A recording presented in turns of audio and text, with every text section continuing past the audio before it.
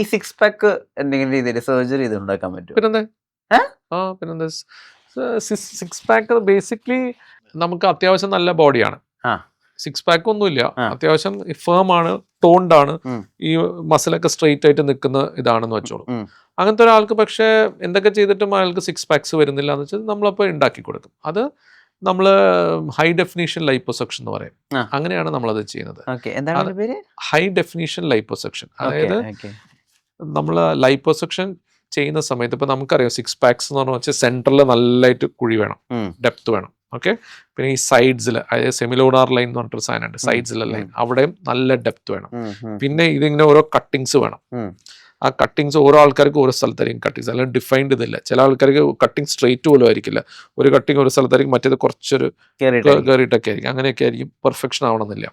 Anyway, അപ്പോൾ ആ കട്ടിങ്സിൻ്റെ സ്ഥലത്തൊക്കെ നമ്മൾ കൂടുതൽ കൊഴുപ്പ് വലിച്ചു കളയും. സോ ദാറ്റ് എന്താ വെച്ചാൽ ആ മസിലും ആ തൊലിയും നമ്മൾ അടുത്തടുത്ത് വരാൻ തുടങ്ങും. അപ്പോൾ അവിടെ ചുങ്ങി വരും. പ്ലസ് അതിനകത്ത് കൂടെ നമുക്ക് റേഡിയോ ഫ്രീക്വൻസി ഒക്കെ കൊടുക്കാമെങ്കിൽ കുറച്ചും കൂടി ടൈറ്റ്നെസ് അവിടെ വരും. സോ ദാറ്റ് നമുക്കൊരു ഇല്യൂഷനാണ് നമ്മുടെ ബാക്കി സാധനങ്ങളെല്ലാം ഇതാണെന്ന്. പ്ലസ് നമ്മൾ മൊത്തമായിട്ട് നമ്മൾ തിൻ ചെയ്യും, മൊത്തമായിട്ട് എല്ലാവരുടെയും ഫാറ്റ് കുറയ്ക്കും. അപ്പം തന്നെ അടിയത്തെ മസിൽസ് കുറച്ചും കൂടി ഒബ്വിയസ് ആയിട്ട് കാണാൻ പറ്റും. പ്ലസ് ഇതും കൂടി ചെയ്യുന്ന സമയത്ത് ഹൈ ഡെഫിനേഷൻ ഡിഫറൻഷ്യൽ ലൈപ്പോസക്ഷൻ ചെയ്തു വെച്ചാൽ നമുക്ക് സിക്സ് പാക്സ് ആയിട്ട് അങ്ങനെ ഉണ്ടാക്കി കൊടുക്കേണ്ടത്. ഇഷ്ടമായിരിക്കും.